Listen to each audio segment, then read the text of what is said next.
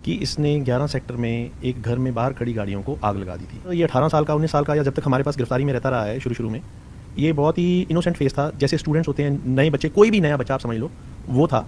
और लॉरेंस बिश्नोई की गर्लफ्रेंड वाली बात है, ये कभी हमारी इंटरोगेशन के सामने नहीं आई, और जो चीज़ सामने नहीं, मैं उसके बारे में कुछ झलक जनता न्यूज़ में आप सभी का फिर से स्वागत है। आज हम एक छोटी सी कहानी है जिस पर इंडिया के अंदर सबसे ज़्यादा चर्चा चल रही है कि लॉरेंस बिश्नोई की जो स्टोरी है उसके बारे में हर कोई जानना चाहता है कि वो शुरुआत में किस प्रकार से जेल में पकड़ा गया, किस प्रकार से कौन कौन से साथियों ने उनका सहयोग किया, किस प्रकार से वह इतना बड़ा गैंगस्टर बना। आज इंडिया के अंदर ही नहीं बल्कि विदेशों के अंदर भी वह नंबर 1 है। भारत का नंबर 1 डॉन की बात करें तो लॉरेंस बिश्नोई है। इसके बारे में हम सारे हम आपको जानकारी बताएंगे, क्योंकि आज हमारे साथ चंडीगढ़ से अमन सिंह जी हमारे पास साथ में जुड़े हुए हैं इस प्लेटफॉर्म पर। तो एंड तक बने रहे और उनकी हमारे जो सारे के सारे सवालों के जवाब हैं वो देंगे, क्योंकि पहली बार जब लॉरेंस बिश्नोई 18-19 साल के थे, 2012-13 की बात है, तो उसमें जब उन्होंने सबसे पहले उन्हें पकड़ा तो किस प्रकार से, कौन सी घटना के अंदर उन्हें जेल के अंदर पकड़ कर ले गए थे, जेल में कौन कौन से उनसे टॉर्चर किया गया, फिर क्या क्या पूछा गया। दूसरी बात है कि उन्होंने क्या एक प्रकार से बता रखा है कि उन्होंने अन्न त्याग रखा था, तो वो भी हमारे बताएंगे कि क्या वे अन्न खाते थे या नहीं खाते थे। दूसरी बात कि उनकी जो गैंगस्टर बनने की जो मेन कारण क्या था, वो कारण आज वो किस प्रकार से वे बदले की आग में आपस में कैसे कैसे लोग उनके साथ में जुड़े हुए हैं, विदेशों के अंदर वे कैसे चलाते हैं, ये सारे के सारे क्वेश्चन है वो आज हम एक एक करके पूछेंगे। तो सबसे पहले हमारे जो मीडिया के प्लेटफॉर्म है इस पर आप सभी आपका स्वागत है अमन जी। तो आज का हमारा जो पहला क्वेश्चन है, जब आपने लॉरेंस को 18-19 की उम्र में उसे पकड़ा तो लॉरेंस का जो व्यवहार था वो किस प्रकार से था और आपने कहां से उसको पहली बार पकड़ा था? जब लॉरेंस बिश्नोई को 18-19 साल की उम्र में अरेस्ट किया था, तब इसका क्राइम ये था कि इसने 11 सेक्टर में एक घर में बाहर खड़ी गाड़ियों को आग लगा दी थी। और आग लगाने का कारण ये था कि इसका बड़ा भाई, इसका बहुत करीबी दोस्त, जिसको ये बड़ा भाई मानता था, विक्की मिद्दू खेड़ा की उनके साथ झगड़ा हुआ था, और विक्की मिद्दू खेड़ा उस केस में अरेस्ट हुआ था। इसकी दुश्मनी पुगाने के लिए, खुंदक पुगाने के लिए इसने उनकी गाड़ियों को आग लगा दी थी। अगला हमारा क्वेश्चन है कि आपने उसे, लॉरेंस को, जेल में कितने साल या फिर कितने दिनों तक उसे जेल में रखा था? ये अप्रॉक्सीमेटली 10 से 15 दिन जुडिशल कस्टडी में रहा था। उसके बाद इसकी बेल हो गई थी। हाँ, जब तक ये 18 साल का, 19 साल का, या जब तक हमारे पास गिरफ्तारी में रहता रहा है शुरू में, ये बहुत ही इनोसेंट फेस था। जैसे स्टूडेंट्स होते हैं, नए बच्चे, कोई भी नया बच्चा आप समझ लो, वो था।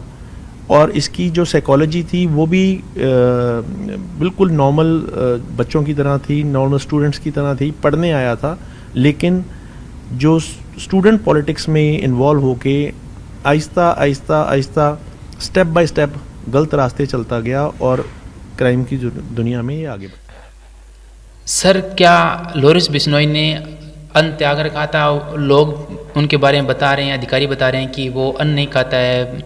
तो आपकी जैसे जेल में आया था तो क्या लॉरेंस बिश्नोई ने अन्न खाया था या फिर अन्न त्याग रखा था? क्या खाता था वो आपकी जेल में?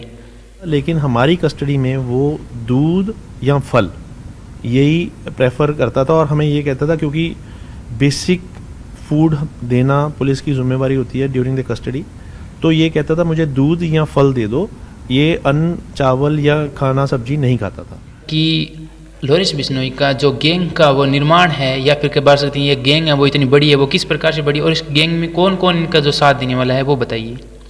बार जेल में गया तो एक हाईवे रॉबर्स गैंग था जिसका मुखिया जयपाल सिंह, शेरा कुब्बन, हरजोत सिंह टीनू और ये सारे थे। और इसके अलावा जसविंदर सिंह रॉकी, जो फाजिलका का नामी गैंगस्टर था, वो भी जेल में था।